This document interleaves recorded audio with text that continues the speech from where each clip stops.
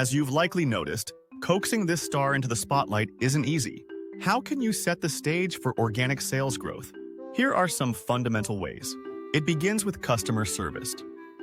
Organic sales growth largely comes from getting more from your current customer base. Accomplishing this feat begins with premier customer service, which means more than just a smile and a handshake. Are your employees really hearing the issues and concerns raised? Do they not only solve problems but also exceed customers' expectations whenever possible? The ability to conduct productive dialogues with customers is key to growing sales. Maintaining a positive, ongoing conversation starts with resolving any negative or potentially negative issues that arise as quickly as possible under strictly followed protocols. In addition, it includes simply checking in with customers regularly to see what they may need. Marketing counts. Boosting sales of any kind, organic or otherwise, inevitably involves marketing. Do you often find yourself wondering why all your channels aren't generating new leads at the same level?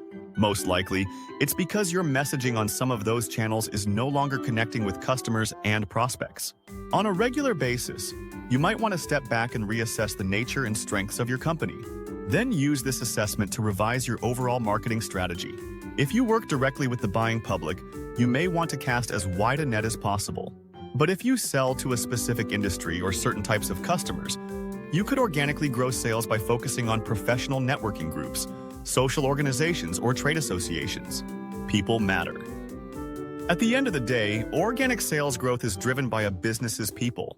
Even the best idea can fail if employees aren't fully prepared and committed to design, produce, market, and sell your products or services. Of course, as you well know, employing talented, industrious staff requires much more than simply getting them to show up for work. First, you must train employees well. This means they need to know how to do their jobs and how to help grow organic sales. You might ask, does every worker really contribute to revenue gains? In a sense, yes, because everyone from entry-level staff to executives in corner offices drives sales. Second, beyond receiving proper training, employees must be cared for and inspired through valued benefits and a positive work environment.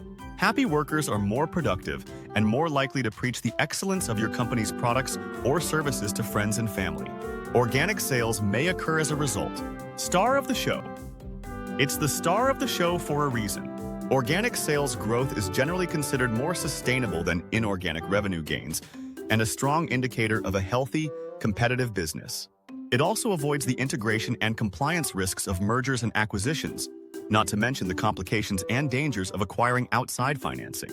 We can help you identify your company's optimal strategies for achieving organic sales growth.